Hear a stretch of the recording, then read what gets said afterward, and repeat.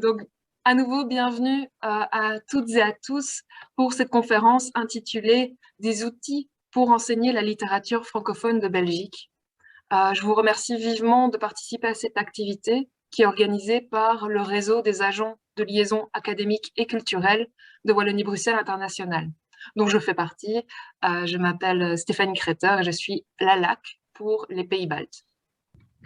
Merci, je connais certaines d'entre vous et certains d'entre vous, mais je suis ravie de découvrir les autres qui viennent de deux continents. Moi, j'ai pu voir, j'espère que j'en ai pas raté un troisième, mais on a l'Amérique et l'Europe. Bien, en tout cas, je vais vous présenter rapidement avant de laisser la parole à Laurence Boudard. Pourquoi cette activité s'est faite? Nous avons en fait décidé d'organiser cette activité dans le cadre de deux grands événements. C'est premièrement le jour du prof de français qui a lieu demain et qui vous célèbre toutes et tous et qui décide de promouvoir un peu le français et mettre en avant le travail que vous faites. Et ensuite, ça rentre dans le cadre d'une deuxième activité qui s'appelle Lisez-vous le belge et qui a pour but de faire la promotion des lettres belges en Belgique, mais également à l'étranger via le réseau extérieur de Wallonie-Bruxelles International. On entre vraiment dans le cadre de ces deux activités. Et je tiens évidemment à vous remercier toutes et tous d'être là, aussi nombreuses et aussi nombreux.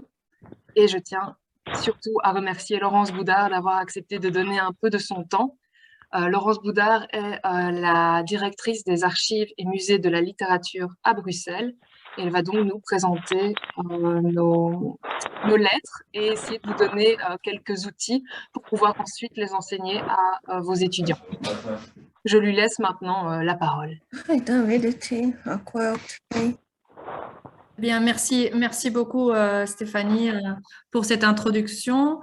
Je continue à me voir un petit peu bizarrement, mais je vous assure que je suis bien là. Moi, je suis à Bruxelles. Je pense être peut-être la seule d'ailleurs à vous parler ou en tout cas être connectée via, depuis Bruxelles aujourd'hui.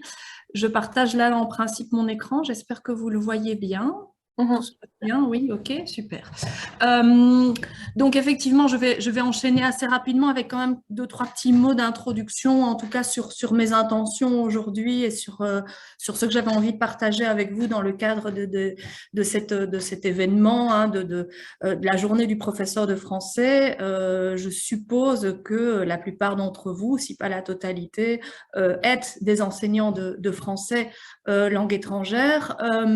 J'ai moi-même, par le passé, eu la grande chance, moi aussi, de pouvoir enseigner le français et les littératures francophones à l'étranger.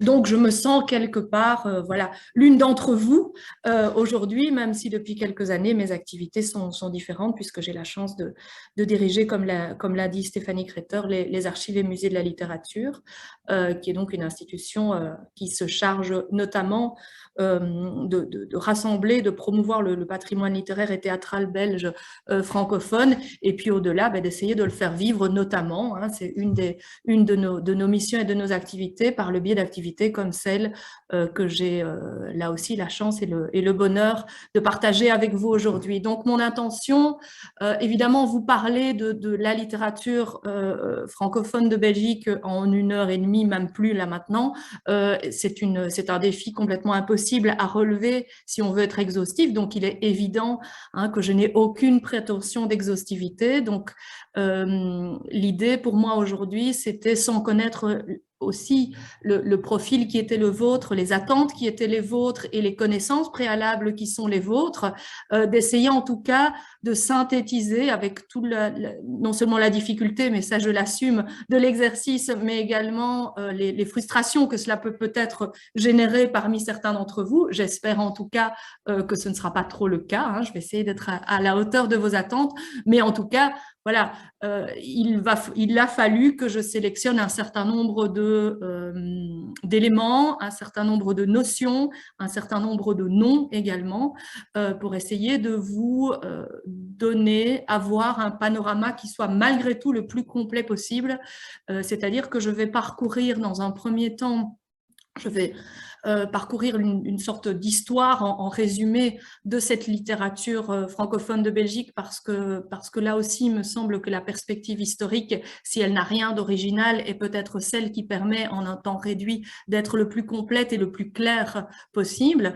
Et dans un second temps, je vous présenterai un certain nombre d'outils qui existent en ligne, de ressources en ligne, qui vous permettront, je l'espère, de pouvoir prolonger cette envie, en tout cas de faire connaître mieux à vos étudiants la littérature belge francophone, et puis peut-être vous aussi d'approfondir vos propres connaissances et d'assouvir votre propre curiosité.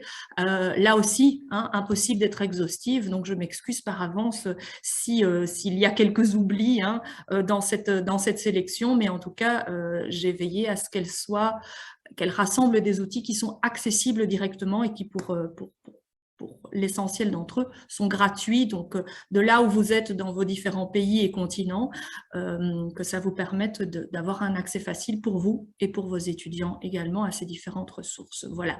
Et puis, dans un troisième temps, encore plus réduit que les deux précédents, si j'arrive à ne pas être trop bavarde, ce qui est quand même un petit peu difficile pour moi, je vous l'avoue, j'essaierai de garder une dizaine de minutes, hein, peut-être, à la fin de cette intervention d'aujourd'hui pour des échanges, pour des questions ou éventuellement pour des commentaires que vous auriez à me soumettre.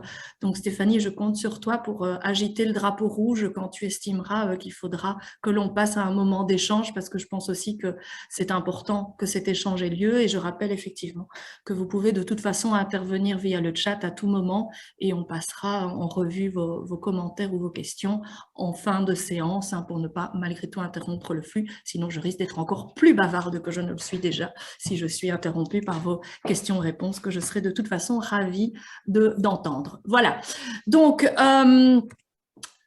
je vais voir si j'arrive à passer mes diapositives. Ah là, par contre, ça n'a pas l'air facile. Qu'est-ce qui se passe? Ah voilà, c'est bon, ça passe, ça circule. Voilà. Donc, un tout premier point, en fait, terminologique.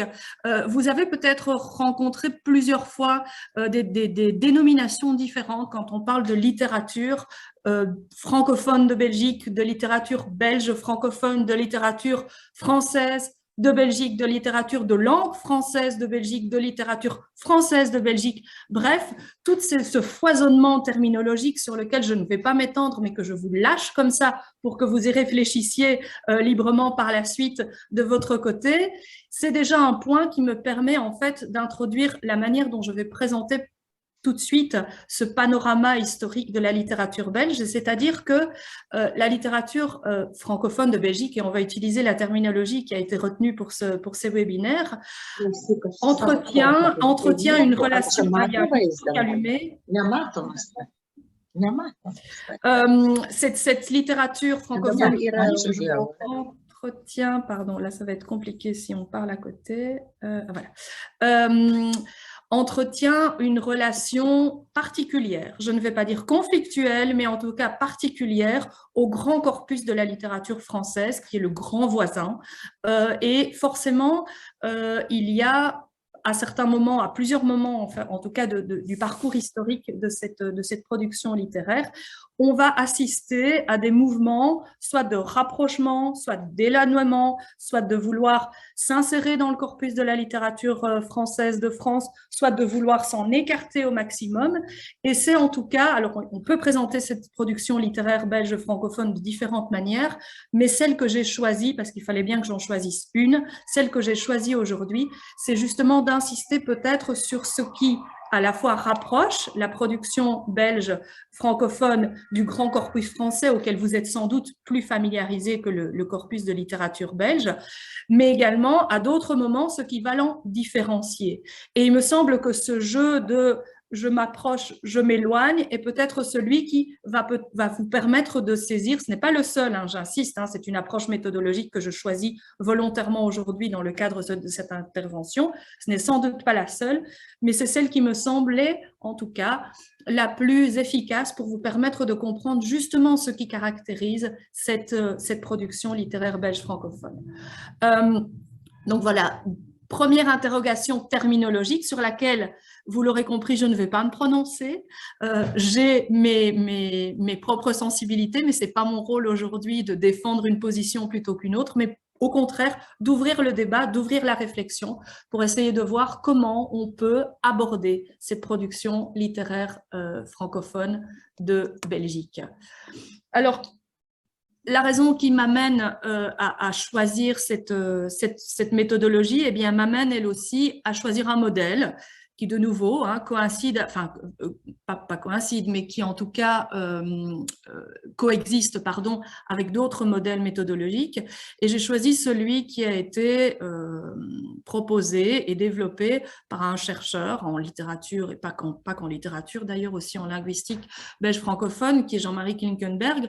Pourquoi j'ai choisi ce modèle-là? Parce qu'il me semble de nouveau celui qui, si on n'a pas vraiment de notion de littérature belge, est assez rapidement compréhensible pour des personnes qui sont moins familiarisées, et je vais vous aller voir tout de suite pourquoi.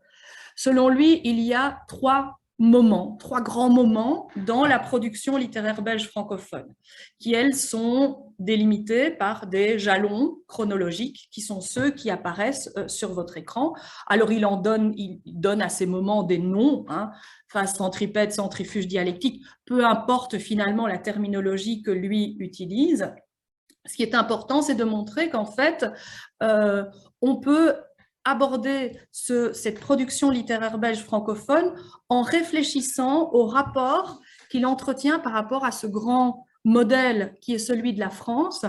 Et ce qui est intéressant, me semble-t-il, de percevoir ici, c'est qu'on est à chaque fois dans un rapport de force, c'est-à-dire qu'on a une tension qui existe à chaque fois entre une petite production d'un petit pays, parce que la Belgique est un petit pays, au sein de laquelle on a une production littéraire qui est, elle aussi, occupe seulement une partie de l'espace linguistique du pays. Là, je ne vous apprends rien, puisque vous savez qu'en Belgique coïncident plusieurs espaces linguistiques et culturels. Et donc, le positionnement de cette littérature belge francophone va s'effectuer, en tout cas peut s'appréhender, en réfléchissant au rapport de force qu'elle entretient avec le grand voisin et cette grande littérature française qui est évidemment connue non seulement des Belges que nous sommes, puisque nous apprenons la littérature française à l'école, mais a fortiori de nos écrivains et nos écrivaines qui vont eux aussi passer par le biais de cette formation à travers le modèle littéraire français. Ce qui va d'une certaine manière les confronter, je ne dis pas forcément à les obliger, mais en tout cas qui va les confronter à certains modèles et donc qui va d'une certaine manière les obliger, oui, à se positionner par rapport à ces modèles. Voilà, donc voilà comment va se structurer mon intervention d'un point de vue historique. Alors, selon le modèle que j'ai emprunté, donc à Jean-Marie Klinkenberg, il n'y a que 3 phases. On s'arrête à la dialectique. Moi, il me semble qu'on peut aussi parler d'une production contemporaine et j'ai choisi aussi d'aborder cette production contemporaine parce que vous savez que souvent, on parle quand on fait des parcours historiques, on s'arrête, on n'a jamais le temps d'arriver jusqu'au contemporain et je tenais vraiment à vous parler de cette production contemporaine en Belgique francophone qui est vraiment riche, foisonnante et particulièrement intéressante et qui peut non seulement vous intéresser vous, mais qui peut aussi intéresser, en tout cas je l'espère, je le souhaite, vos étudiants. Alors on a une première phase historique et qui, elle, va se caractériser par quoi? Eh bien, elle va se caractériser par une volonté de se différencier de la production française. On est au moment où la Belgique acquiert son indépendance et dans ce mouvement d'indépendance politique, il va y aussi y avoir, va accompagner ce mouvement d'indépendance politique, un mouvement de vouloir prendre aussi son indépendance au niveau culturel, mais en particulier au niveau littéraire. Et c'est ça qui va caractériser cette grande première période de la littérature belge, donc avec la naissance de ce qu'on va pouvoir appeler une littérature nationale, et pour pouvoir se différencier eh bien, d'une certaine manière du corpus français, de la littérature française, eh bien, les écrivains de cette période vont chercher, alors excusez-moi, je suis obligée de faire de grandes simplifications dans les expressions que j'utilise, mais c'est pour être efficace et pour gagner un peu de temps, ils vont chercher à être quelque part différents. Ils vont chercher à être autres tout en utilisant bien entendu le matériau qui est le leur, c'est-à-dire la langue française et tout le patrimoine littéraire français qu'ils ont eux-mêmes pu accumuler et les modèles français. Donc on va se retrouver face à un premier temps dans la production qui à la fois va s'inspirer de ce qui se fait à l'époque en France, donc 19e siècle, romantisme, là aussi je ne vous apprends rien. On va voir assez peu de production romantique en Belgique et une production romantique qui finalement ne va pas être de très grande qualité. On va avoir des œuvres aussi qui se rapprochent, enfin en tout cas qui s'inscrivent dans la veine du réalisme. 19e siècle, littérature française, on a aussi de grands auteurs qui vont s'intéresser à la réalité, notamment à la réalité sociale de la France de l'époque. On va avoir la même chose en Belgique, mais avec des caractéristiques différentes, et je vais les détailler un peu plus en avant quand je parlerai en particulier des auteurs qui caractérisent chacune de ces tendances. On aura également un moment fondamental qui va être une œuvre qu'on va appeler fondatrice. On ne va pas tout de suite comprendre que cette œuvre est fondatrice. On va le comprendre par la suite, ou en tout cas, certains spécialistes de littérature et certains écrivains eux-mêmes vont estimer que cette œuvre était fondatrice dans la littérature belge. C'est un texte assez particulier, très original, là pour le coup, qu'on appelle la légende d'Ulenspiegel et de l'Amerudzac au pays de Flandre. Et d'ailleurs, vous aurez le titre en entier tout à l'heure. Pourquoi je vous parle déjà maintenant de ce texte? Eh bien, parce qu'il me semble qu'il rassemble en lui, c'est comme un condensé de ce que finalement les écrivains belges de cette première période, en tout cas du 19e siècle, vont vouloir faire de cette littérature belge en faisant quelque chose de différent, c'est-à-dire qu'ils vont utiliser la langue qui est la langue française et ils vont, en tout cas dans cette œuvre fondatrice en particulier, cette langue va être tournée, malmenée, renversée, on va la triturer dans tous les sens de manière à la rendre d'une certaine manière plus originale que la langue classique française, même une langue classique telle que peut l'utiliser par exemple les réalistes français. Autre grande caractéristique de cette période, et je vais la développer là aussi en vous citant quelques auteurs ensuite, c'est ce qu'on a également qualifié, en tout cas ce que certains spécialistes de littérature ou certains critiques plus exactement de littérature vont utiliser comme appellatif et qui me semble lui aussi résumer assez bien ce que nos auteurs belges de l'époque ont voulu faire, ce qu'ils ont appelé les brumes du Nord. Alors, ça veut dire quoi les brumes du Nord? Eh bien, les brumes du Nord, c'était une manière de dire, notamment pour les critiques français, eh bien, ces écrivains belges sont en train de faire quelque chose d'intéressant, quelque chose de différent et quelque chose de brumeux. Alors, dans brumeux, il n'y avait pas forcément quelque chose de forcément négatif, parce que quand on parle de brume, on se dit, tiens, c'est quelque chose d'un peu obscur, on ne comprend pas très bien.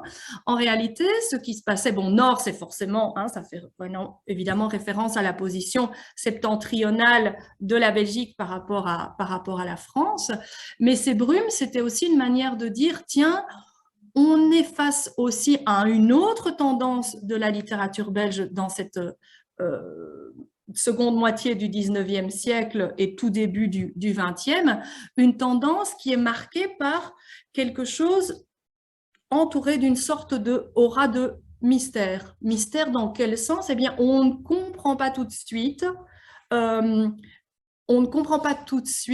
ce que l'auteur veut nous dire. On est alors non pas aux antipodes du réalisme, mais tout de même, si vous voulez, on se situe quand même dans une manière d'exprimer la réalité du monde qui se rapproche plus d'une approche plus métaphysique, plus onirique, plus rêveuse, moins ancrée, en tout cas en apparence, moins ancrée dans la réalité.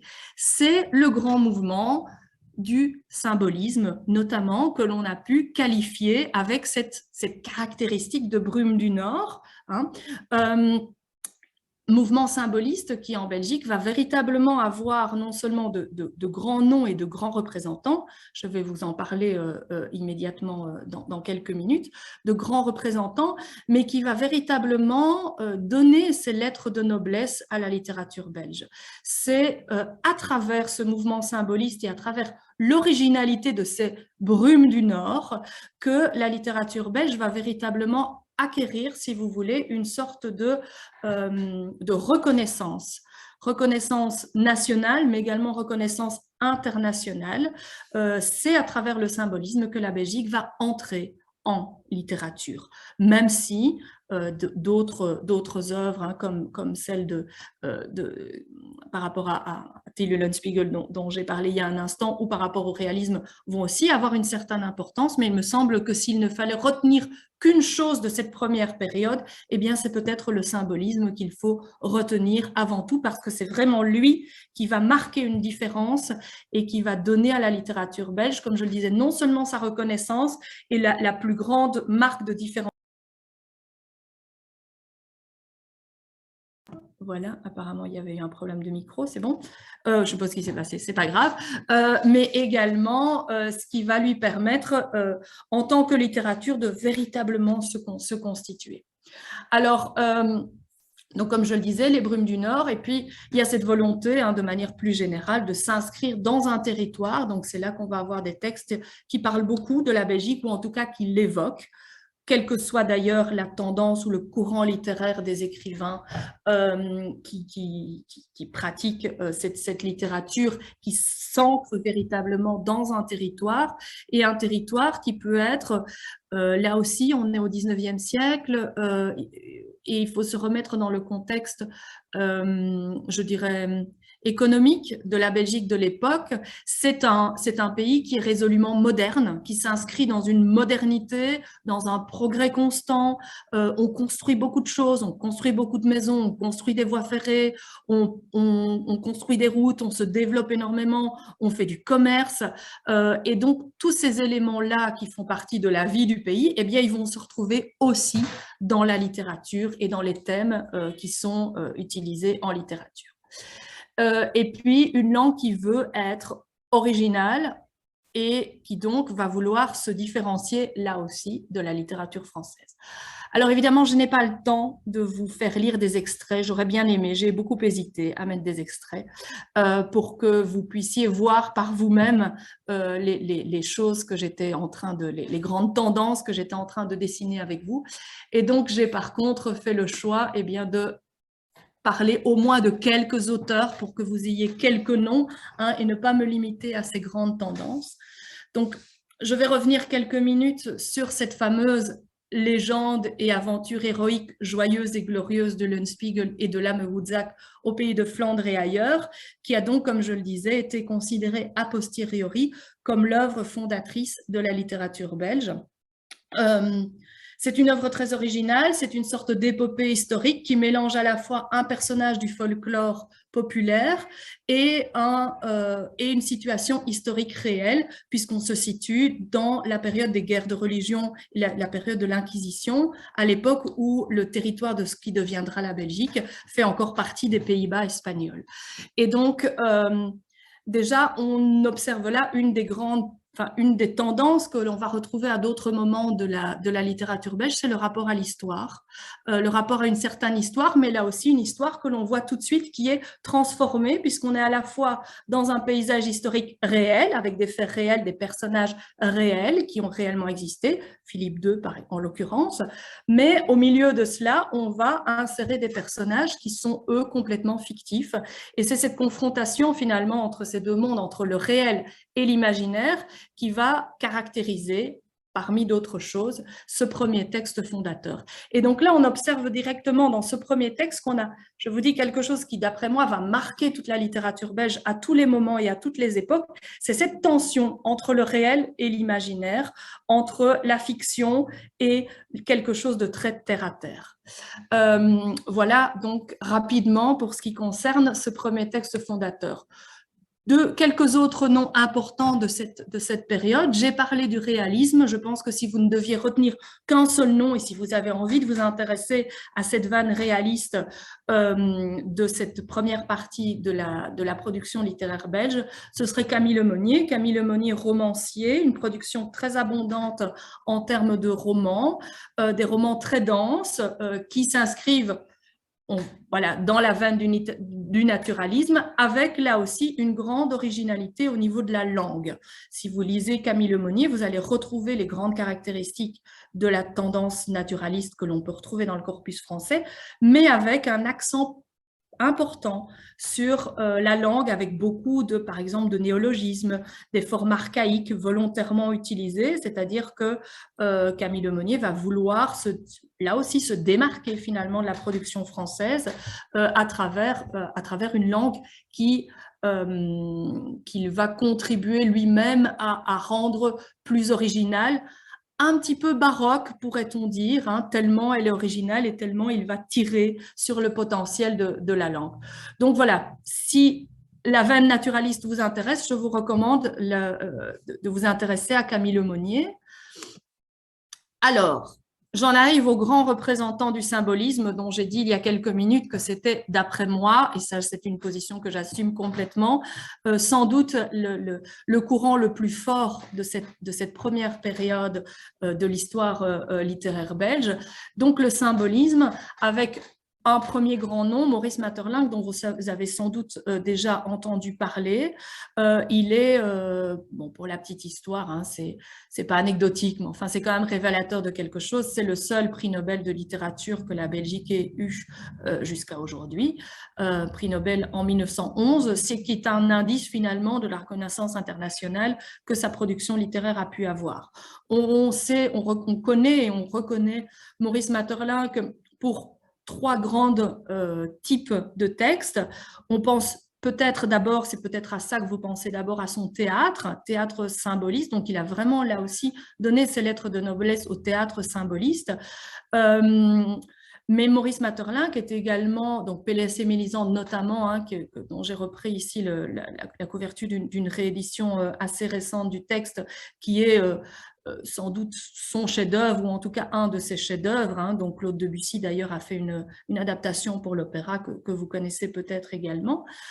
Donc le théâtre de Maeterlinck bien entendu, mais Maeterlinck est aussi un poète symboliste intéressant.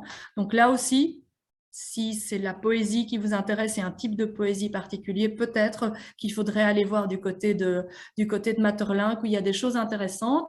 Et puis, un essayiste dans la seconde partie de sa vie, il a continué à produire du théâtre, mais il a aussi produit beaucoup d'essais qui sont de qualité variable, mais notamment ses essais sur la nature. On connaît ses essais sur les insectes sociaux, sur la vie des abeilles, sur les fourmis, etc. Mais également des essais plus d'ordre philosophique et métaphysique. Alors, je continue à égrener les noms, les autres grands représentants du symbolisme, et là, on se retrouve face sans doute au chef-d'œuvre du roman symboliste. Le symbolisme est un courant qui s'accommode assez mal du roman, et le romancier belge Georges Rodenbach est celui qui est arrivé avec Bruges la Morte, a véritablement arrivé à mélanger ces deux choses qui ont l'air absolument impossibles à mélanger, c'est-à-dire le symbolisme d'un côté et le roman de l'autre. Et lui, il y est arrivé comment? Eh bien, en donnant le rôle de premier plan, le rôle de protagoniste, si vous voulez, non pas des personnages, alors je vous rassure tout de suite, il y a bien entendu des personnages, des êtres humains dans son livre, mais le protagonisme, l'importance est donné à la ville, et à la ville de Bruges en particulier, qui va véritablement déterminer, et c'est sans doute la plus grande originalité, je pense, de ce roman de Georges Rodenbach, c'est le fait de donner un rôle essentiel à une ville. On est en 1892, donc on est vraiment à un moment où les villes ont une importance particulière dans la construction de la Belgique, je le disais, mais de l'Europe occidentale et de l'Europe industrielle. Et pourtant, lui, il va choisir une ville qui est une ville morte, Bruges, la morte. Donc là aussi, on se retrouve face à cette tension, à cette dialectique dont je parlais tout à l'heure, qui caractérise la littérature belge, à la fois quelque chose de mort et de l'ordre du rêve, de la projection, et en même temps une inscription physique très forte, puisqu'on va se retrouver dans une ville réelle dont le lecteur va parcourir en même temps que les personnages, les rues, les canaux, les ponts, les maisons, etc. Donc, Bruges-la-Morte, là aussi, un grand nom à retenir en termes de symbolisme et cette originalité, seul véritablement roman symboliste digne de ce nom, et c'est la littérature belge qui l'a produit.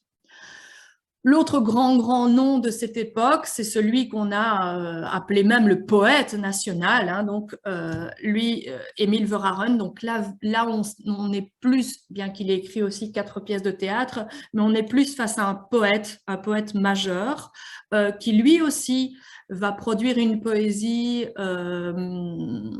d'abord inspirée par le symbolisme et puis qui progressivement va évoluer vers quelque chose de différent et de plus de l'ordre de l'expressionnisme pour utiliser des grandes catégories que vous connaissez et qui peuvent résonner chez vous.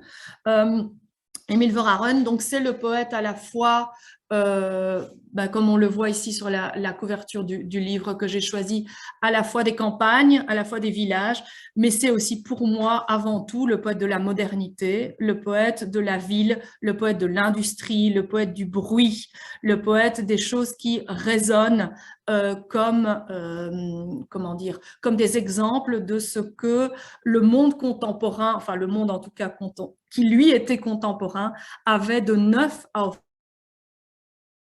dans le progrès et le progrès de l'humanité. C'est le poète du progrès, avec là aussi une langue très forte et une inventivité très grande en termes de néologisme notamment, et dans cette manière de casser les vers français. Donc il va à la fois faire de la versification classique et puis il va faire aussi du vers libre, comme d'autres d'ailleurs de ses contemporains. Alors, je disais, Émile Verhaeren, poète du progrès. Qu'est-ce qui se passe au moment… Alors, il est assez représentatif de ce qui va se passer dans une deuxième période. Pourquoi je dis qu'il est représentatif de cette rupture qui va se produire dans une deuxième période? Parce qu'Émile Verhaeren va avoir le grand malheur de décéder en 1916, en pleine Première Guerre mondiale, écrasé par un train, alors qu'il vient de donner une conférence en France où il est en train de défendre le sort de son pays, de la Belgique, qui est vécu comme un pays martyr et victime de la barbarie allemande. Donc, je reprends les termes qui étaient ceux en usage à l'époque. Pourquoi je dis qu'il est représentatif de ce qui va se passer? Parce qu'Émile Verhaeren était à la fois ce poète qui croyait fermement en un progrès continu de l'humanité, un progrès de la modernité, un progrès de l'homme et de l'humanité en tant que porteur de valeurs humanistes. Et puis arrive cette Première Guerre mondiale qui va mettre à mal complètement cette foi en l'humanité, et le fait que lui-même ait été victime indirecte de la guerre, finalement, me semble assez représentatif de ce qui va se passer aussi en littérature belge. Donc, pour le dire autrement, qu'est-ce qui va se passer dans une deuxième phase de la littérature belge? Premièrement, on a beaucoup de mal, après la Première Guerre mondiale, à croire, après la barbarie de cette guerre à laquelle personne ne s'attendait et qui va durer plus de 4 ans, on a du mal à croire en une humanité bienveillante, en une humanité positive. On a du mal à croire en un progrès continu du monde. On est donc tout de suite après cette Première Guerre mondiale, donc dans les années 18 et puis début des années 20.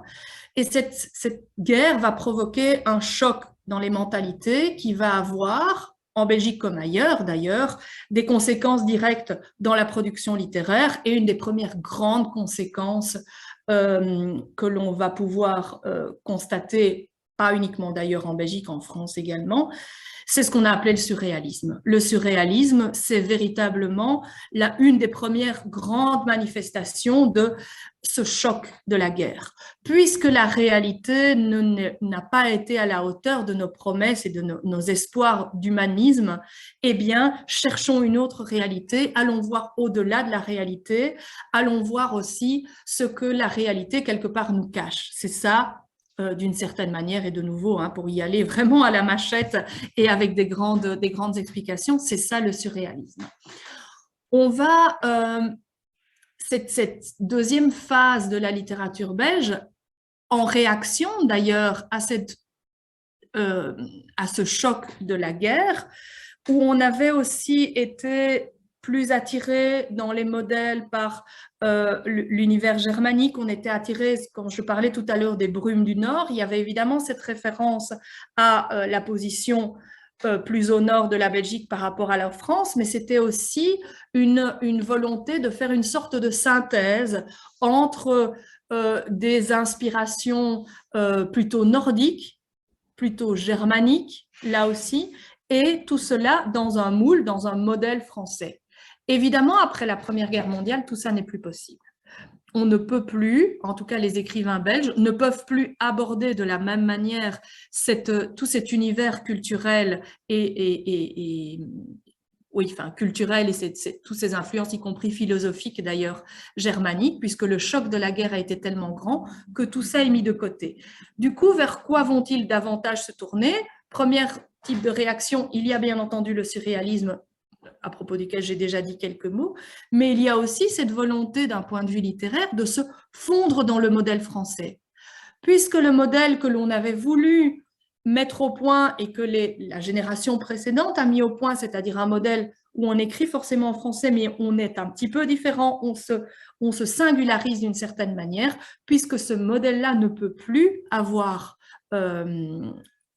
lieu, enfin puisqu'on le refuse, eh bien, qu'est-ce que l'on constate? Et qu'un grand nombre d'écrivains vont vouloir gommer, justement, c'est le mouvement complètement inverse, et c'est-à-dire de gommer les grandes caractéristiques, celles qu'on estimait être plus originales, différentes du corpus français, et on va vouloir s'inscrire davantage dans ce modèle littéraire français, et effacer, si vous voulez, tout ce qui rend les Belges différents et tout ce que la génération précédente avait voulu rendre comme différence. Caractéristique aussi de cette époque, justement, certains écrivains vont se fondre complètement dans le modèle français, je l'ai dit, mais d'autres vont tout de même résister à cette manière de se fondre dans le corpus français, et quels vont être pour eux les moyens, les vecteurs qui vont leur permettre d'être à la fois inscrits dans cette production en langue française, mais en même temps d'être différents. Eh bien, ils vont explorer les marges. Ils vont explorer ce que généralement la grande littérature ne considère pas comme étant digne d'être une littérature de ce nom. C'est tout ce qu'on va appeler la paralittérature. Et là aussi, on va constater que pendant cette période-là, des écrivains de littérature belge vont se spécialisés d'une certaine manière, ou en tout cas vont veiller à se singulariser, à être différents, non plus comme les précédents en étant très différents au niveau de la langue ou des thématiques qui sont utilisées, mais là par contre, en explorant un territoire qui a été laissé plus ou moins vierge par la production française, c'est-à-dire la paralittérature, c'est-à-dire le fantastique, c'est-à-dire dans une moindre mesure la science-fiction, mais c'est aussi le roman policier et la bande dessinée. Alors, je vais passer maintenant à quelques noms de cette période. Le grand représentant que vous connaissez sans doute du surréalisme en Belgique, il n'est pas écrivain, mais il est peintre, mais c'est un peintre très particulier qui a un rapport très particulier aux mots, dont d'ailleurs on a des traces puisqu'il y a des choses qui ont été publiées. C'est René Magritte. Je ne vais pas m'attarder sur lui, mais je pense que c'était quand même important de le mentionner dans ce panorama, et en particulier sur le surréalisme, et peut-être un nom, si vous vous intéressez au mouvement surréaliste, un nom que je vous conseillerais d'aller voir la production de cet écrivain, essentiellement poète, mais aussi théoricien, on va dire, du mouvement surréaliste, c'est Paul Nouget, qui était également photographe. Vous avez là, la première photo à gauche, c'est lui, mais les deux autres photos, ça fait partie d'une série de photographies que Paul Nouget avait créées. Et ça me semble aussi être intéressant de pouvoir peut-être à certains moments dans les cours, si on veut parler du surréalisme, d'entrer par la porte de la photographie. Ça peut être une porte intéressante à ouvrir et pour voir ensuite faire le lien justement avec la production poétique. Voilà. Deux autres grands noms du surréalisme. Alors, il y a Henri Michaud, évidemment, qui a pris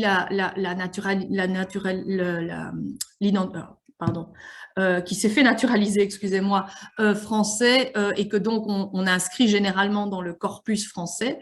Mais il était belge d'origine, et il me semble que sa poésie, enfin en tout cas là aussi c'est un parti pris que je prends et que j'affirme avec véhémence, il me semble qu'on ne peut pas comprendre bien Henri Michaud si on oublie qu'il était belge, parce qu'il y a quelque chose de chez lui qui le rend particulièrement intéressant si on le confronte à l'ensemble de la production littéraire belge.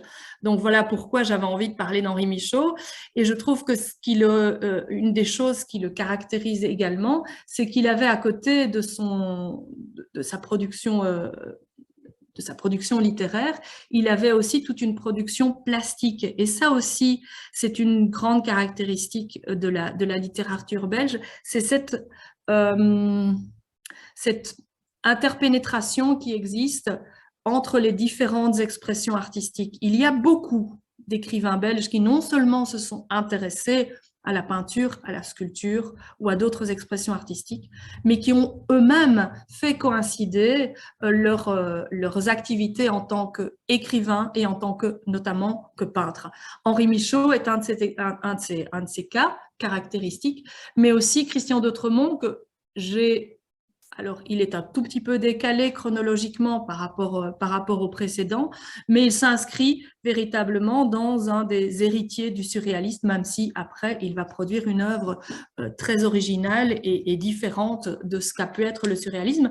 Mais Christian d'Autremont est l'inventeur de ce que vous avez là, un exemple sous les yeux, de ce qu'on a appelé le logogramme, qui est une sorte de poème graphique. Ce n'est pas de la calligraphie, même si ça y ressemble. C'est un peu plus compliqué que cela, mais en tout cas, c'est une sorte, je pense qu'on peut le résumer comme une sorte de poème graphique. Et là aussi, c'est quelque chose qui marche assez bien, en fait, avec les classes. J'ai déjà eu l'occasion personnellement de le faire, et je trouve qu'explorer, donc c'est pour ça que je vous donne le nom, allez voir ce que vous pourriez éventuellement faire avec Christian d'Autremont et avec ses logogrammes, parce qu'il y a la matière, je pense, à une belle exploration à la fois graphique et poétique, et c'est une manière de faire de la littérature aussi à travers des activités qui peut-être ne sont pas strictement littéraires, mais qui vous permettent de l'utiliser comme prétexte. Alors, on a d'autres, évidemment, on n'a pas que des choses qui relèvent du surréalisme, on a des choses qui sont de nouveau très ancrées dans une réalité sociale particulière, et c'est notamment, voilà, deux noms, il y en a d'autres aussi, mais cet engagement d'une littérature, là on est face à des textes plus réalistes, mais qui, eux, tout en parlant d'une réalité sociale belge, vont essayer de s'inscrire dans un corpus, ils vont écrire à la française, pour le dire simplement, hein, avec un gommage quand même des caractéristiques de ce qui permet d'inscrire la littérature belge dans son espace particulier. Voilà, je pense, si vous n'avez pas le temps de noter tous les noms, etc., je suppose qu'on arrivera à vous fournir le PDF, hein, la version PDF de ma présentation, pour que vous puissiez revenir, bien entendu, sur les noms, et que vous ne soyez pas obligé de revoir la vidéo en entier, ce qui risque d'être un peu fastidieux, mais au moins vous aurez les noms. Alors, Autre chose qui me semble intéressante à soulever pour cette deuxième grande phase de la littérature belge, à côté de cette veine originale et voilà, du surréalisme et la veine sociale dont j'ai parlé également, il me semble qu'il y a chez certains auteurs de cette époque, et je pense en particulier à André Bayon, et puis un peu plus tard, parce que là aussi il y a un petit décalage chronologique, à Conrad de Trait, il me semble qu'il y a les germes de ce qu'on a développé et de ce qui a été développé par la suite dans la littérature en français, ce qu'on a appelé bien plus tard l'autofiction, c'est-à-dire que les personnages se mettent en scène eux-mêmes à travers de nouveau cette tension entre le réel et l'imaginaire.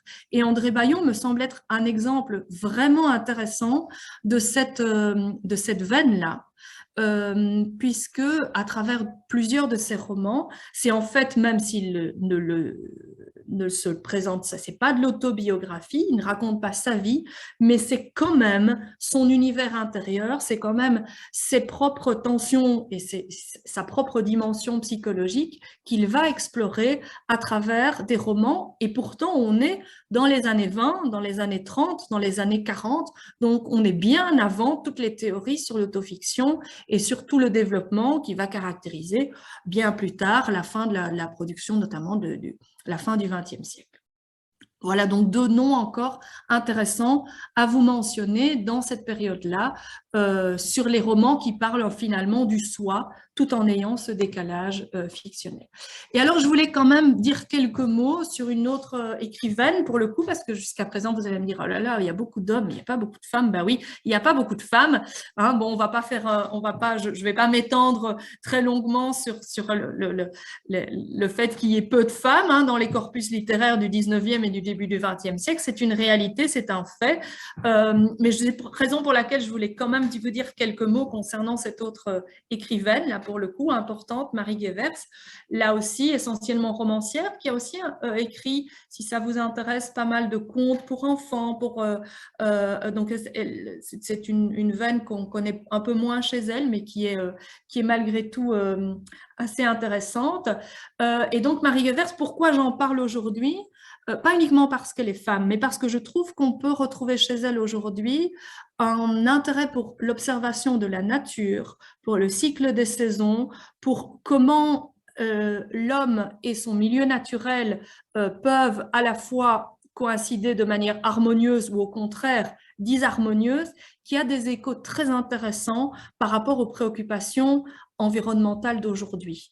Donc, si, par exemple, vous aviez envie de parler de littérature et de littérature belge en inscrivant cela dans une préoccupation pour les bouleversements climatiques auxquels on assiste tous aujourd'hui, je pense que parler de Marie Guevers, ça pourrait être très intéressant dans ce contexte-là. Il y a plein d'autres choses que l'on peut dire de Marie Guevers, mais j'aime bien l'idée de pouvoir faire des ponts avec des préoccupations contemporaines, tout en parlant d'une écrivaine, vous le voyez, qui est décédée il y a déjà presque 50 ans. Alors, j'ai parlé de paralittérature tout à l'heure, hein, pour caractériser cette période. Donc, cette exploration des marges que font les écrivains belges. Et là, il y a sans doute deux noms, il y en a d'autres, hein, bien entendu, hein, je suis obligée de faire des choix, mais deux noms qui me semblent intéressants de mentionner. Il y a tout d'abord Georges Simenon, dont vous avez certainement déjà entendu parler, parce que c'est sans doute l'écrivain belge encore aujourd'hui le plus traduit à l'étranger et celui qui continue à avoir un rayonnement international particulièrement vif, alors que l'on parle là aussi de quelqu'un qui a une production énorme, ceci dit, mais qui remonte déjà à son heure de gloire, hein. Elle est déjà assez éloignée dans le temps de nous, et pourtant ça reste un écrivain majeur en termes de rayonnement international. Donc Georges Simenon, il n'a pas fait que cela, parce qu'il a fait des romans sociaux très intéressants, mais on le retient surtout, l'histoire littéraire le retient surtout pour sa production du roman policier. Donc voilà pourquoi je le citais hein, dans ce domaine de la paralittérature. Et puis l'autre grand nom de paralittérature dans le corpus belge, c'est Jean Rey. Jean Rey, là on parle plutôt de littérature fantastique, et il va avoir après lui, je vais dire, il va créer, non pas volontairement, mais il va y avoir toute une école du fantastique belge qui va être particulièrement active et qui continue encore aujourd'hui. C'est ça, je trouve, qui est intéressant, même si certains écrivains ne se revendiquent plus ouvertement de cette veine fantastique, on continue à percevoir dans la production contemporaine belge des accents, des éléments que l'on peut rapprocher très fortement de cette littérature fantastique qui s'inscrit déjà dans la production belge dès les années 20, 1920, 1930, avec ce grand moment autour de Genré. Donc voilà, là aussi, deux noms intéressants, me semble-t-il, à mentionner quand on parle de cette paralittérature. Et bien entendu, là, je ne vais pas vous faire un cours sur la bande dessinée, mais le troisième grand secteur dans lesquels les Belges se sont distingués à partir de la période après, enfin à partir du premier après-guerre, excusez-moi, et puis ça continue encore aujourd'hui avec une production énorme en littérature, en bande dessinée en Belgique. C'est bien entendu cette manière particulière là aussi d'appréhender la narration, d'appréhender le réel, et comme je le disais, là pour le coup, le lien entre l'image et le texte que je mentionnais tout à l'heure comme étant une des caractéristiques aussi de cette littérature belge, bah là elle est manifeste bien entendu à travers la bande dessinée. J'ai choisi volontairement deux exemples emblématiques vraiment de cette production, Tintin avec les éditions Casterman et Spirou Dupuis, deux maisons d'édition qui continuent aujourd'hui, malgré des tas d'avatars commerciaux sur lesquels je ne vais pas me prononcer, mais qui continuent encore aujourd'hui à marquer de manière déterminante le panorama de la bande dessinée, même s'il y a évidemment beaucoup d'autres maisons d'édition qui sont actives et qui continuent à être très productives dans ce domaine. Mais c'est là, voilà, ces trois domaines paralittéraires ont permis à la Belgique de se caractériser et de se démarquer là aussi et d'avoir une production véritablement reconnaissable et différente. Alors, on entre ensuite dans une troisième phase que l'on a appelée dialectique, c'est-à-dire que si la première période se caractérisait par une volonté de se différencier du corpus français, la deuxième période par une volonté de se fondre dans le corpus français ou d'explorer des marges qui avaient été laissées de côté. Selon certains spécialistes, la troisième phase, elle, par contre, se caractérise par le fait de vouloir faire le lien, essayer de trouver un équilibre plus apaisé entre justement ce mouvement de distance et ce mouvement de rapprochement, quelque chose de plus apaisé avec un rapport à l'histoire particulier. Je l'avais dit tout à l'heure, il y a toujours cette grande caractéristique dans la littérature belge d'un rapport particulier à l'histoire. Une caractéristique peut-être de la littérature belge, la production littéraire de cette époque, c'est qu'il y a pas ou très peu, en tout cas, de nouveaux romans, qui a quand même été quelque chose qui a marqué durablement la littérature française du deuxième après-guerre. En Belgique, il n'y a pas de nouveaux romans. Alors là aussi, on pourrait en parler pendant des heures, je crois que ce n'est pas le but, mais pourquoi n'y a-t-il pas de nouveaux romans? C'est une question intéressante à se poser et sans doute que la réponse se trouve justement dans cette volonté de faire autre chose et que la tendance du nouveau roman n'intéressait pas finalement, ne correspondait pas à la manière de concevoir la littérature que l'on pouvait observer en Belgique. Bon, l'héritage surréaliste va continuer à rester, il existe toujours aujourd'hui, il existe encore des héritiers du surréalisme, enfin il en existait encore dans les années 60, il en existe encore aujourd'hui. Bien sûr, on n'est plus dans le surréalisme du premier temps, mais on est toujours dans une espèce de décalage par rapport au réel qui est intéressant et que l'on peut observer dans la production littéraire. Quelques noms, il y en a moins, j'en ai retenu moins pour cette période-là. Peut-être le grand nom de cette troisième phase, c'est Pierre Mertens, qui lui va s'intéresser à l'histoire, notamment à l'histoire qui se passe en Belgique et à l'histoire qui se passe à l'étranger. C'est aussi ce qui caractérise peut-être cette troisième période, c'est une ouverture peut-être plus grande sur l'ailleurs. Jusque-là, on avait peu parlé finalement de cette ouverture sur l'ailleurs, c'est-à-dire sur ce qui se passe. Alors, il y avait évidemment un ailleurs qui était un ailleurs onirique, qui est un ailleurs complètement de l'ordre de l'imaginaire. Mais quand je parle d'un ancrage géographique bien déterminé, il y avait assez peu finalement de romans qui exploraient l'ailleurs. Dans cette troisième phase, on a plus cette ouverture, on l'avait un petit peu déjà avec Dautrey aussi, dont j'ai parlé tout à l'heure, mais avec Pierre Mertens, là, je pense qu'on assiste vraiment à cette ouverture sur, à la fois sur l'interrogation de l'histoire et sur l'ailleurs. Et on continue à avoir dans cette période, dans cette troisième période aussi, beaucoup d'exploration sur l'imaginaire, sur le fantastique. Donc cette veine dont je parlais qui était ouverte avec Jean Rey va se prolonger, notamment avec quelqu'un comme Jean Munot, dont je vous recommande aussi là peut-être la lecture et l'utilisation en classe, parce que Jean Munot a produit énormément de nouvelles, qui est un format assez intéressant pour travailler avec les étudiants, parce qu'il permet voilà, de pouvoir une production, un texte complet en peu de pages, et c'est toujours intéressant, je pense, à explorer en classe également. Il y a d'autres noms, Stenberg, que je n'ai pas cité aussi, mais dont les nouvelles sont aussi très intéressantes à travailler en classe, si l'on veut s'intéresser justement à cette dimension de l'imaginaire et du fantastique. Et puis une femme, parce que évidemment, là aussi, un peu comme tout à l'heure avec Marie Guevers, peu de femmes encore, hein, j'aurais pu en citer d'autres, mais j'ai choisi de parler de Dominique Rollin, parce qu'elle me semble justement bien caractériser aussi cette période, à la fois une inscription belge assez forte, avec des textes comme L'Enragé, qui est une espèce de fausse biographie de Bruegel, donc peintre avec tout ce que ça éveille d'imaginaire pour la Belgique, et puis une écriture, elle aussi très ancrée sur son expérience de femme, sur sa vie, et qui se rapproche, dont le type de langue se rapproche beaucoup plus de la production contemporaine française. Je voulais quand même aussi parler de Nicole Malinconi, qui se caractérise elle aussi par cette volonté de dialectiser à la fois une interrogation sur son rapport à la Belgique, mais aussi d'aller voir au-delà et de s'interroger à des vies singulières. Ce qui me semble intéressant chez Nicole Malinconi, c'est qu'on a un focus sur l'être humain, sur l'homme et sur les expériences de parcours et de trajectoires singulières de l'être humain. Et ça me semble aussi une caractéristique finalement de cette troisième époque, Nicole Malinconi, qui continue encore, hein, parce que même si je l'ai cantonnée à cette troisième phase, qui continue encore à écrire aujourd'hui avec une production intéressante, centrée sur les expériences humaines singulières.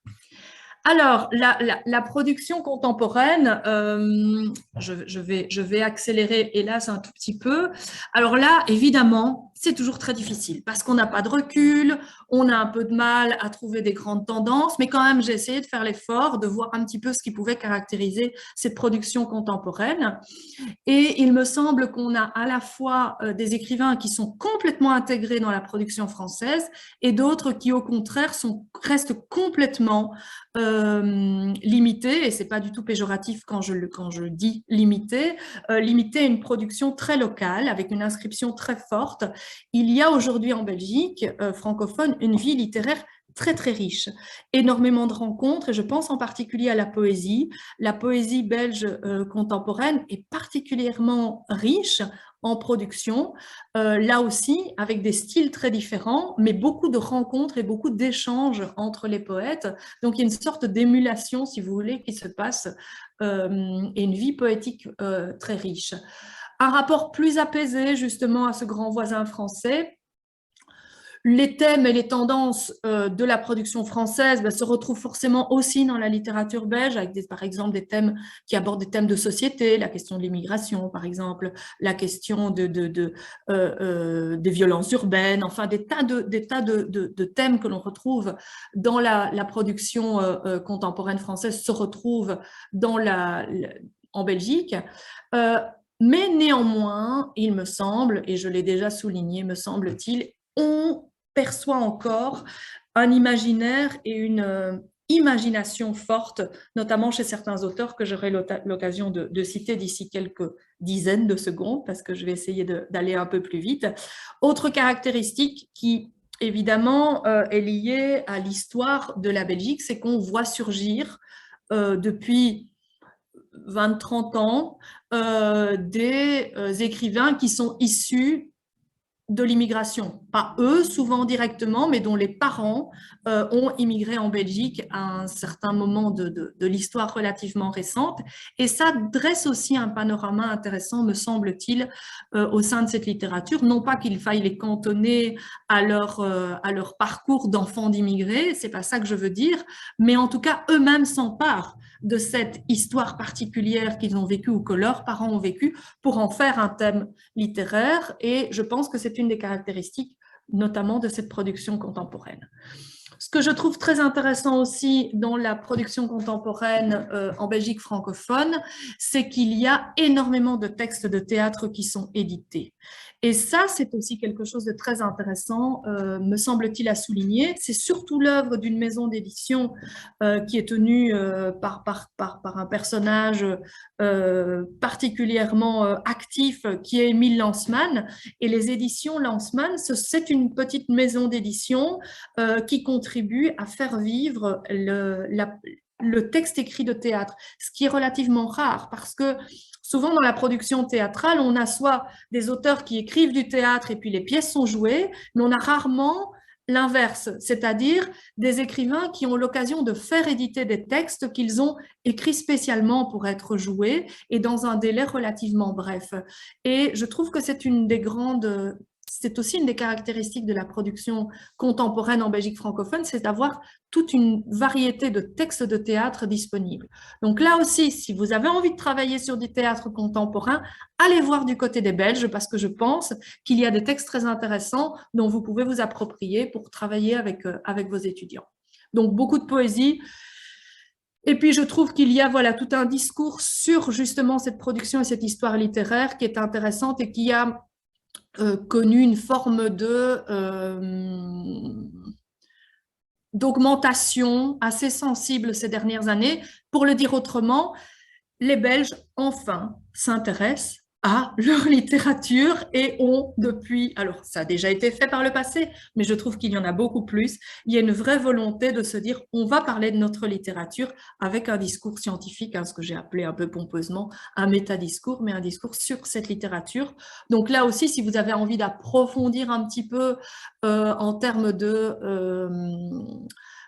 discours sur la littérature, je vous recommande notamment, et j'ai oublié de le noter, mais vous allez le retenir parce que c'est un nom assez caractéristique, je vous recommande d'aller voir du côté de la revue Textile, Textile avec un Y, qui, elle, est une revue dont les textes, qui s'intéressent à la littérature belge et dont les articles sont en libre accès en ligne.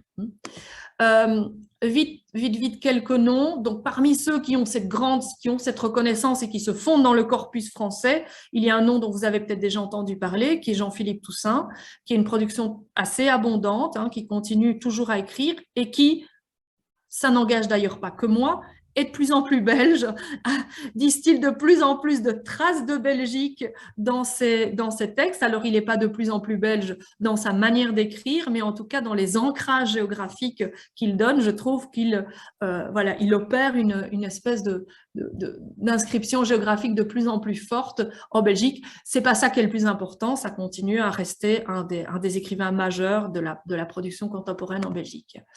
Autre nom qui me semble intéressant de mentionner, et là aussi que je vous encourage à aller explorer, c'est Caroline Lamarche, là aussi qui offre des formats très intéressants pour utiliser avec les étudiants parce qu'elle a beaucoup exploré, elle continue à le faire d'ailleurs notamment dans ce recueil « Nous sommes à la lisière », ce sont des nouvelles. Et donc là aussi, formule intéressante pour travailler en classe de nouveau. Caroline Lamarche, foisonnement de thématiques, foisonnement de thèmes, mais nous sommes à la lisière. Là aussi, c'est le rapport entre l'humain et l'animal à tous les niveaux, y compris avec un rapport qui parfois rappelle aussi la littérature fantastique. Ce n'est pas que ça, c'est pas à ça qu'il faut la réduire, mais aussi cette préoccupation pour l'environnement dont je parlais tout à l'heure. Alors évidemment, j'étais tentée de mettre plein de noms, donc je suis désolée. Donc là, ça va être un chapelet de noms parce que ce sont des gens qui me semblent intéressants et que j'aime bien et que j'aurais envie qu'on lise et dont j'aurais envie qu'on parle dans les cours. Thomas Gunzig qui s'inscrit, lui, dans une exploration de l'imaginaire et de la fantaisie assez débridée, avec là, en toile de fond aussi une critique de notre monde contemporain, parfois assez féroce. Grégoire Paulet, une écriture en apparence plus apaisée que celle de Thomas Gunzig, mais qui en même temps offre là aussi de beaux développements possibles sur des réflexions sur ce qu'est notre monde. Son dernier recueil qui s'appelle Soucoupe volante, qui est publié chez Gallimard, est là aussi intéressant puisque ce sont des nouvelles. Vous allez dire, je n'arrête pas d'insister sur les nouvelles, mais vraiment parce que j'y crois. Je crois que c'est un format qui marche bien dans les cours. De noms de femmes très différentes. Charline Lambert à droite pour la poésie, c'est vraiment un des noms, une des étoiles montantes, je dirais, de la poésie en Belgique francophone, très intéressante à aller explorer. Et puis d'un autre côté, Caroline de Mulder, là on est dans du roman, une production assez variée finalement, mais qui dans son dernier volume s'intéresse à une veine qu'on avait déjà, alors de manière différente, mais avec Simenon qui s'intéresse au roman noir. Pas forcément policier, mais à ce que Simenon a produit en texte, en termes de romans sociaux noirs, avec une inscription, elle, complètement contemporaine, sur fond on peut en faire aussi une lecture dite genrée, mais en tout cas avec des thèmes qui intéressent les préoccupations d'aujourd'hui. Caroline de Mulder, donc là aussi un nom à retenir. Et donc j'avais dit quelques noms de ces personnes issues de l'immigration. Alors Jean Boffan, il n'est pas tout à fait issu de l'immigration puisqu'il est installé en Belgique, mais il continue à se revendiquer comme étant congolais, écrivain congolais, mais je trouve que voilà, il a une production très, très, très, très intéressante. Kenan Gürkun, enfant d'immigrés turcs, qui là aussi s'est intéressé à plein de choses, mais s'est aussi intéressé à justement ce que c'est d'être immigré en Belgique, ce que c'est d'être enfant d'immigrés en Belgique, et ce que ça implique justement cette double inscription identitaire. J'accélère un tout petit peu. Giuseppe Santoliquido, la même chose, enfin la même chose, pas tout à fait la même chose, mais là aussi on se retrouve face à cette idée de descendants d'immigrés en Belgique, et son dernier roman, L'été sans retour, a eu énormément a une très bonne presse, un très bon accueil, non seulement de la critique, mais aussi des lecteurs. Donc c'est un roman qui se passe en Italie, et donc c'est une manière aussi pour cet écrivain de revenir sur ses racines italiennes, voilà, avec de nouveau cette tension et cette dialectique entre deux mondes qu'il essaye d'apprivoiser à travers un roman plongé dans des racines italiennes. Qu'est-ce qu'on pourrait dire pour vraiment synthétiser? J'aime bien utiliser le point d'interrogation. Est-ce qu'il y a des caractéristiques qui vraiment différencient la littérature francophone de Belgique des autres littératures écrites en français? S'il fallait répondre à cette question, j'aurais envie de vous dire, l'exploration d'un imaginaire peut être plus fort, d'un monde onirique, d'un monde imaginaire, d'un monde qui se détache du réel, peut être plus fort que dans les autres littératures. Je fais exprès d'utiliser des conditionnels parce que je n'aime pas les affirmations et les certitudes dans ce cas-là. Une attention aux avant-gardes, on l'a vu avec le surréalisme, une attention également aux marges, hein, on l'a vu tout à l'heure, une certaine porosité, c'est-à-dire une attention là aussi à différentes expressions, notamment les expressions plastiques que l'on peut retrouver dans la production littéraire, mais aussi une attention aux autres langues que l'on essaye parfois d'intégrer. Donc véritablement quelque chose qui est peut-être moins hermétique à l'autre et à l'ailleurs, et donc cette attention particulière à la langue que je pense avoir déjà eu l'occasion de relever plusieurs fois. Je fais très vite parce que sinon j'aurais pas le temps de parler des ressources en ligne. Pardon, très vite. Alors, des ressources, je vais mettre le turbo, mais en même temps essayer d'être complète. Bon, forcément, à tout seigneur, tout honneur, il y a le site des archives et musées de la littérature. Qu'est-ce que vous pouvez trouver comme ressources en ligne sur notre site? Eh bien, si vous faites une recherche dans notre catalogue, vous aurez le PDF, hein, donc vous n'êtes plus obligé de prendre note de rien du tout. Vous pouvez juste maintenant m'écouter. Donc, si vous allez sur le site des archives et musées de la littérature, vous entrez dans base de données, catalogue général, vous pouvez faire une recherche. Et si vous cochez avec numérique, Donc ça, c'est le petit truc. Il faut cocher avec numérique. Si vous cherchez, par exemple, un livre qui serait un peu ancien, parce qu'il y a des questions de droit, donc évidemment, il faut chercher un livre un peu ancien, sachez qu'on a à peu près 700 livres aujourd'hui qui sont numérisés, qui sont intégralement disponibles à travers le site des Archives et Musées de la littérature. Donc, par exemple, si vous cherchez quelque chose de Verhaeren, il est possible, probable, que vous le trouviez en version intégrale. Si vous cherchez quelque chose de Camille Lemonnier, il est possible, probable, que vous le trouviez en version intégrale, etc. Donc, je ne fais ça que pour citer quelques noms parmi la production plus ancienne que j'ai mentionnée au début de mon intervention. Mais il y a aussi plein d'autres ressources, évidemment, dont vous pourriez avoir, c'est pour ça que je dis avec numérique, c'est pour que vous puissiez, évidemment, les consulter directement en ligne. Alors, parmi les autres ressources que les AML mettent à disposition, nous avons une chaîne YouTube sur laquelle vous pourrez trouver là aussi plein de ressources concernant la littérature belge, des extraits de captation de théâtre, des documentaires en intégralité qui parlent de littérature belge, des interviews avec des écrivains. Donc là, je vous encourage à aller voir le site, la page YouTube, pardon, des AML. Il y a actuellement près de 200 vidéos qui sont disponibles sur le site. Pareil, toujours chez les AML, une chaîne SoundCloud. Donc, vous connaissez, j'imagine, le principe de SoundCloud. Donc, ça vous permet d'accéder à des extraits de voix d'écrivains. Donc là, il y a là aussi une petite centaine de voix d'écrivains dont vous pouvez entendre et vous pouvez, pourquoi pas, exploiter certains de ces extraits, peut-être pas dans un objectif uniquement littéraire, mais également pour travailler la langue avec vos écrivains en utilisant le prétexte de la littérature belge. Autre point central depuis 2 ans et demi maintenant, je pense que ce portail existe, ça s'appelle Objectif Plume. Alors, ça fait référence évidemment à Objectif Lune d'Hergé et Plume, un certain Plume de notre ami Michaud que je citais tout à l'heure. Donc, il y a là un double jeu de mots. Mais qu'est-ce que c'est Objectif Plume au-delà de ce jeu de mots? Eh bien, c'est un portail qui est développé par le ministère de la Culture de la Fédération Wallonie-Bruxelles, pour faire simple, et qui offre toute une série de ressources. Et là, il y en a vraiment plein. Donc ça, le principe de la plateforme, c'est-à-dire que ça rassemble des tas de ressources qui viennent de sites différents. Qu'est-ce que vous avez par exemple là? J'ai développé des actualités, ça vous intéresse peut-être un peu moins, l'agenda des rencontres, etc., ça vous intéresse peut-être un peu moins, mais par contre, des informations sur la bande dessinée, sur la littérature générale, sur la littérature jeunesse, quel type d'informations? Des présentations de livres, des présentations d'auteurs, des ressources vidéo, des résumés de livres.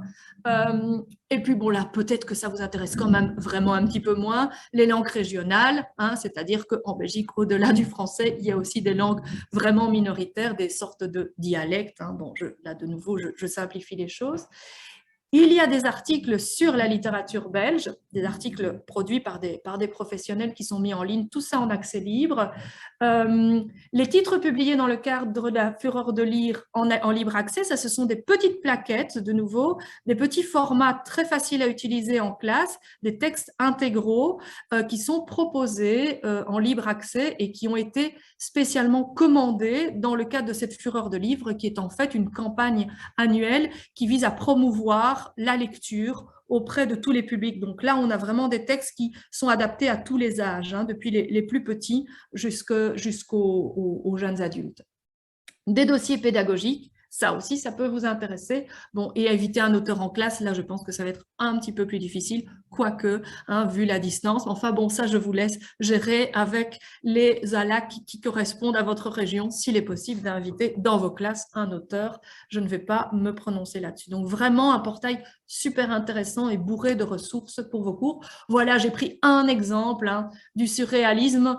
J'ai volontairement condensé la page parce que le texte est beaucoup plus long que ça, mais vous voyez le type d'information, si vous voulez vraiment du contenu un peu théorique, par exemple, sur le surréalisme, vous avez là de belles synthèses et de beaux résumés.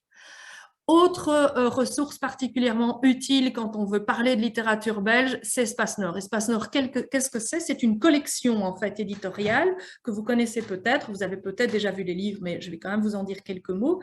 C'est une collection dite patrimoniale, c'est-à-dire qu'elle réédite, hein, ce n'est pas une maison d'édition qui édite des premiers textes, mais c'est toujours des rééditions, soit de textes plus anciens, vraiment patrimoniaux, mais de plus en plus aussi des textes relativement récents qui sont sortis, qui ont été produits peut-être dans les 5 ou les 10 dernières années. Ce sont des formats de poche. Qu'est-ce que ça veut dire format de poche? Pourquoi c'est intéressant? Parce que c'est moins cher que les premières éditions. N'ayons pas peur de penser aussi parfois à des questions éminemment pratiques. Et l'avantage aussi des rééditions Espace Nord, c'est qu'elles sont toujours assorties d'une lecture, c'est-à-dire d'une analyse contextuelle de l'œuvre en question réalisée par un spécialiste de la matière. Sur le site d'Espace Nord, non seulement vous avez accès évidemment à tous les titres qui sont publiés, mais vous avez aussi un espace particulier qui est un espace pédagogique. Qu'est-ce qu'on trouve dans cet espace pédagogique d'Espace Nord? Là aussi, toute une série de dossiers pédagogiques. Donc là, j'ai pris un exemple. Hein. Là, c'est un dossier thématique sur le genre policier dont j'ai déjà dit quelques mots, mais vous avez, je pense, une trentaine ou une quarantaine de dossiers pédagogiques sur des œuvres de littérature belge. Donc, qu'est-ce que ça vous permet de faire? Eh bien, ça vous permet de pouvoir directement avoir quelque chose clé sur porte, c'est-à-dire vous pouvez littéralement utiliser le dossier tel quel et aller piocher à l'intérieur de ce dossier ce qui vous intéresse pour aborder l'une ou l'autre œuvre littéraire belge dans vos classes. L'Académie, la Belgique, a aussi, comme l'Académie française, hein, a son Académie de langue et littérature française de Belgique. C'est une académie qui vient de fêter son 100e anniversaire. Et sur le site de l'Académie, qu'est-ce qu'on trouve essentiellement? Eh bien, des biographies des personnalités qui ont été des académiciens, des académiciennes, ou qui le sont d'ailleurs aujourd'hui. C'est peut-être pas très intéressant, mais si vous vous intéressez à un auteur en particulier, c'est aussi une manière d'aborder sa biographie et son parcours.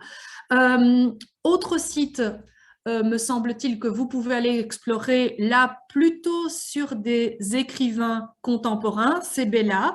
Qu'est-ce qu'on trouve sur Bella? Eh bien là, on trouve des portraits, des descriptions là aussi de la production des écrivains et des écrivaines contemporaines, tous genres confondus, mais aussi la possibilité de pouvoir entrer en contact directement avec eux, à travers un formulaire évidemment ad hoc, mais si vous voulez entrer plus particulièrement en contact avec un écrivain ou une écrivaine contemporain, je pense que Bella est une bonne porte d'accès. Alors, la Maison de la Poésie, c'est une institution qui, elle, se consacre vraiment à la poésie, comme son nom l'indique. Et qu'est-ce que vous avez comme ressources directement accessibles sur le site de la Maison de la Poésie? Eh bien, là aussi, des informations biographiques sur énormément de poètes. Donc, quand il y a, ça ne rassemble pas que les poètes les plus importants, mais là aussi, vous avez vraiment un panorama le plus complet possible de la vie poétique belge francophone. Donc là aussi, des ressources en ligne tout à fait consultables. Toujours dans la production contemporaine, je vous recommande d'aller faire un petit tour sur le site de Sonalité. Qu'est-ce que c'est Sonalité? Eh bien, ce sont des extraits relativement brefs, vous le voyez, c'est pour ça que j'ai fait exprès aussi dans la capture d'écran. Vous voyez, 4 minutes 26 secondes, 4 minutes 27 secondes. Hein, ce n'est pas toujours 4 minutes 20 secondes, mais en tout cas, ce sont chaque fois des petites capsules relativement brèves. Donc, ça me semble intéressant là aussi, étant donné la brièveté des capsules à utiliser en classe. Et ce sont des occasions d'entendre des écrivains contemporains parler de leur œuvre. Donc là aussi, si on s'intéresse à la production contemporaine, c'est très intéressant. Vous voyez qu'on retrouve Santo Liquido dont je vous parlais tout à l'heure. Donc, Sonalité, avec ce slogan de la littérature et de la poésie dans les oreilles. Donc là, on est sur des formats audio uniquement.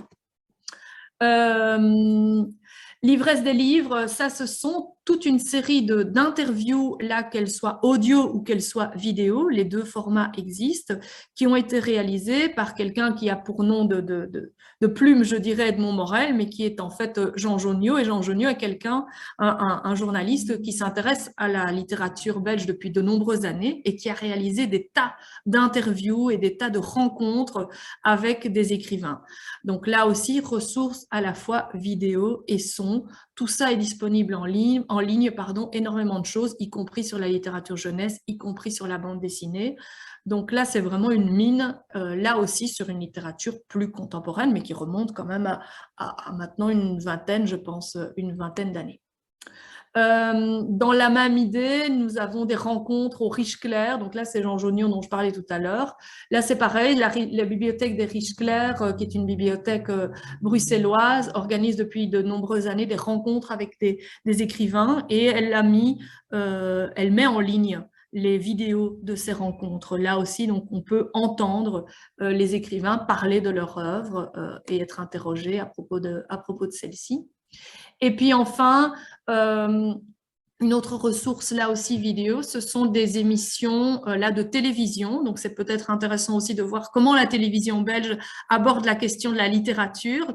Donc là, on n'est plus dans dans des plateformes, des sites ou des personnes qui s'intéressent en particulier à la littérature, mais là, on est face à une émission littéraire dans un média généraliste. Hein. Donc, ce sont des émissions littéraires comme on peut les trouver dans d'autres télévisions, voilà, télévisions du monde. Voilà, j'ai fait un parcours, je vais arrêter le partage, j'ai fait un parcours évidemment en appuyant sur le turbo. J'espère ne pas vous avoir trop envahi, trop avoir, comment dire, voilà, ne pas avoir trop saturé votre cerveau et vos neurones d'informations. En tout cas, j'espère que cela vous aura donné envie d'aller voir un peu plus loin ce qu'il en est de la littérature belge, qu'elle soit dans une perspective du passé ou bien dans la production contemporaine. Et il me reste quelques minutes pour écouter vos réactions et vos questions éventuelles. Donc, je vous laisse la parole. Si quelqu'un a déjà une question.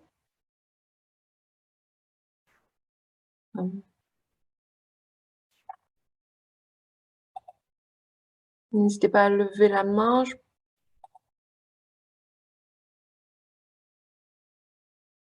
Oui, Bertrand. Merci Laurence. Alors j'aurais pour ma part, en réaction à ce que tu disais tout à l'heure à propos de Marie Gevers et l'utilité en classe de FLE non seulement d'utiliser des thématiques contemporaines et au sortir de la COP de Glasgow évidemment, il y a quelque chose qui m'intéresse personnellement, c'est les thématiques environnementales et non seulement l'éco-anxiété dont peuvent souffrir les jeunes générations. Alors, dans ce domaine-là, j'ai identifié certaines ressources sur lesquelles on peut travailler, notamment Boot, Antoine Boot, on fait aussi un rapport ici avec la BD, donc l'utilisation des ressources extra-littéraires ou paralittéraires, plus exactement. Aussi, Antoine Waters, c'est bien évidemment Véronique Bergen, en mode catastrophique ou dystopique. Est-ce tu aurais d'autres suggestions pour élargir ce corpus? Il y a peut-être aussi, on pourrait peut-être ajouter Catherine Barrault, qui a eu le prix Rossel l'année dernière avec un texte qui s'appelle La confiture des morts, où là il y avait c'était moins dystopique, mais par contre son texte précédent qui s'appelle L'escalier, que je recommande là aussi en termes de schéma post-apocalyptique et dystopie, et avec cette interrogation sur cette éco-anxiété dont tu parlais. Catherine Barrault, je compléterai avec elle, mais je trouve qu'Antoine Waters, effectivement, est une piste intéressante. Moi, Marthe et les autres, par exemple, c'est vraiment là aussi un texte que je recommande dans cette veine-là, tout particulièrement, oui. Aussi en relativement petit format, c'est un des Oui, c'est avantages. ça.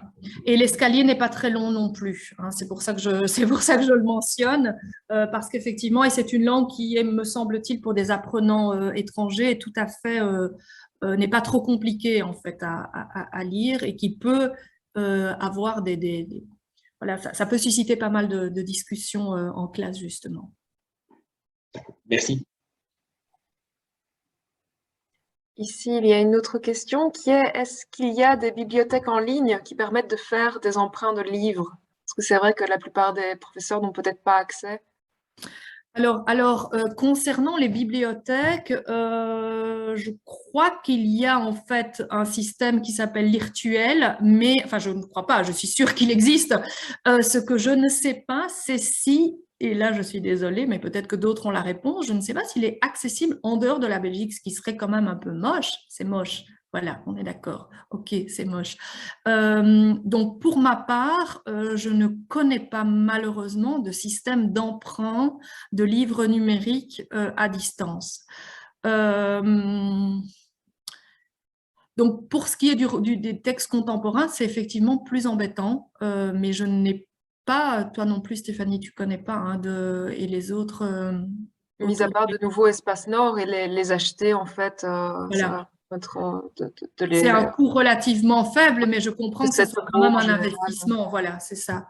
Comme ce sont des formats de poche, donc c'est pas trop cher, mais ça reste évidemment un investissement. Et puis je comprends que parfois on a envie d'emprunter pour être sûr voilà, de son achat, bien entendu. Je vous dis sinon, ben voilà, pour ce qui est plus ancien, allez voir quand même l'Irtuel. Tu peux, oui, Oui, je le réécris. oui, merci. Hop, je l'écris pour tout le monde. Virtuel. Mais je suis presque sûre que Moi aussi, faut je crois malheureusement. être inscrit dans une bibliothèque en Belgique. Oui, je pense aussi. Mais sinon, je vous dis, enfin, c'est pas pour faire de la pub des archives et musées de la littérature, mais on a fait un gros effort ces dernières années. On vient de numériser 500 livres libres de droit. Donc là, on n'est pas dans du contemporain, bien entendu, puisqu'on parle de choses, de textes d'auteurs qui sont morts depuis plus de 70 ans, mais il y en a 500 nouveaux qui ont été mis en ligne. Et j'espère qu'on arrivera vite, c'est en projet, en discussion, en tout cas un accord avec TV5 Monde, hein, que vous connaissez bien entendu, j'imagine, et la librairie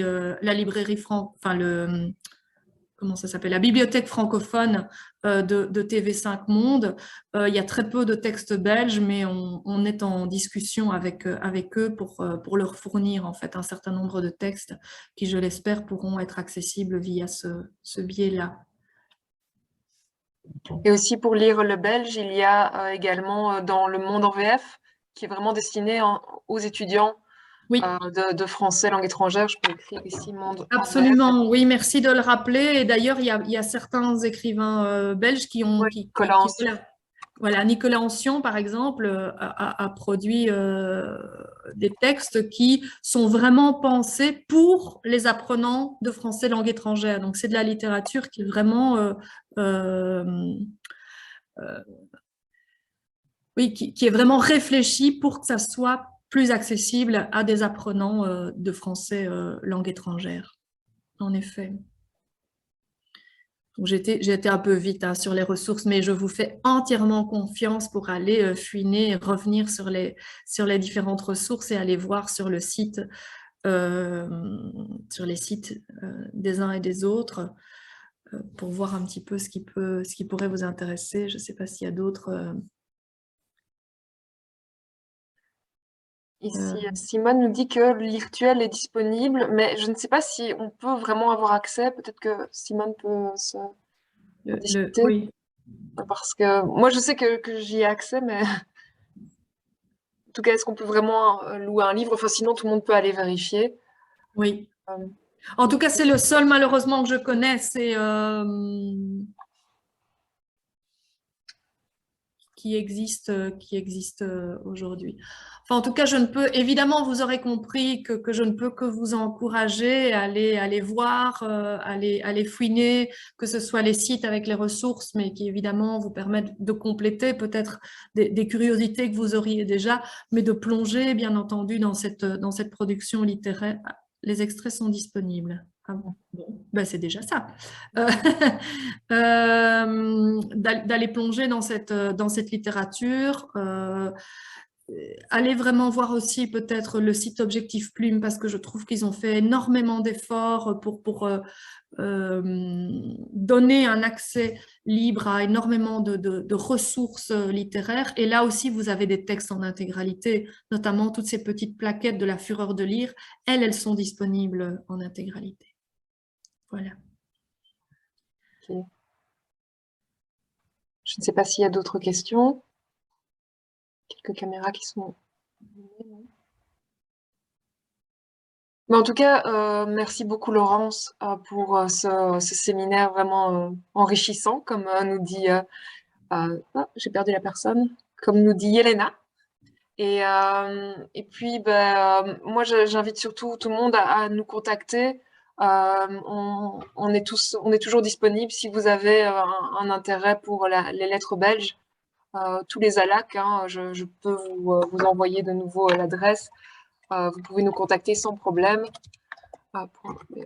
ALAC. Et on vous fournira aussi, si vous nous dites que vous avez vraiment envie de travailler sur cet auteur, on peut essayer de vous fournir des textes.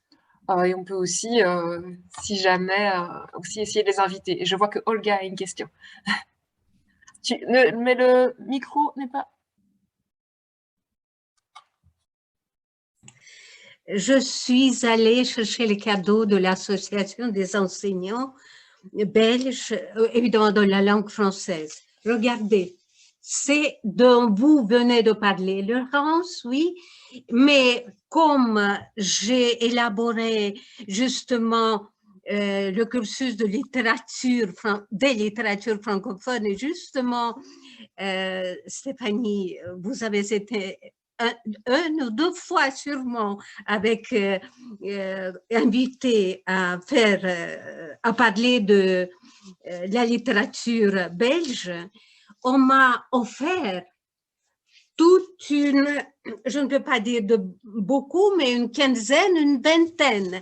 Ce sont des nouvelles ou des récits qui, avec des auteurs, et nous avons même Jacques de Dexter, que nous avons invité justement et qui s'est présenté et également à parler de la littérature belge grâce à l'ambassade de la Belgique, à Riga également, à l'université. Où est-ce que ça existe? Pas la quête? Où est-ce que ça existe, est-ce qu'on pourrait en procurer? Alors, je vais vous mettre directement le lien de Fureur de lire. Tout est disponible en PDF déjà sur le site. Parfait. Donc, c'est un excellent outil en effet. Et c'est vrai, toutes les nouvelles sont disponibles. Il y a aussi des bandes dessinées. Donc, je sais qu'il y a quelques bandes dessinées qui sont disponibles. Oui. Donc, je vous le cherche, c'est juste que le titre est un peu... Merci beaucoup. Effectivement, tout est disponible, si pas en papier. Hélas, c'est pas toujours évident voilà, de pouvoir faire des colis postaux, mais en tout cas, toutes les plaquettes sont disponibles en format PDF à la fois sur La Fureur de lire, mais également de nouveau sur le site Objectif Plume. Il y a moyen de les retrouver via ce biais-là aussi. Voilà. Ils sont aussi disponibles, voilà. Et donc, merci d'avoir fait la publicité de ces plaquettes parce que je trouve que c'est vraiment indispensable. Voilà. Et vous en avez parlé également. C'est ce que font. Il y a beaucoup de jeunesse, de jeunes, évidemment, oui, qu'on découvre. Et ensuite, il y a évidemment des personnalités déjà connues. Oui, tout à fait, exactement. Donc, ça Merci, permet merci. de brasser assez large. Et alors, je me rends compte, et puis après, je ne vais pas encore rajouter de nouvelles informations, mais je me rends compte que je n'ai pas mentionné dans mes ressources disponibles le carnet Les Instants. Le carnet Les Instants, c'est, j'ai un peu honte, mais voilà, je suis désolée, c'est un outil d'information et de communication sur la littérature belge qui est créé, enfin qui est animé, créé, développé par le, merci Stéphanie, par le Service général des lettres et du livre, donc il s'occupe de la promotion de la littérature belge. Et donc le carnet Les Instants offre à la fois des recensions à travers un blog. Oui, on le fera. On le fera, tous les sites. Donc, vous allez le retrouver sur le PDF, évidemment, de ma présentation. Vous avez aussi le nom des écrivains, etc. Et puis, peut-être, avec Stéphanie, on peut peut-être relister, faire une liste à part, peut-être avec tous les liens utiles, les isoler. Ce serait peut-être pratique. Voilà. Et donc, le carnet Les Instants, c'est aussi une ressource intéressante à aller visiter. Alors, autrefois, mais je crois que c'est encore possible, on pouvait demander à recevoir les exemplaires papier du carnet Les Instants chez soi de manière gratuite. Je ne sais pas si c'est encore le cas aujourd'hui. Je vous avoue que je n'ai pas posé la question, mais essayez. Voilà. Merci, merci beaucoup.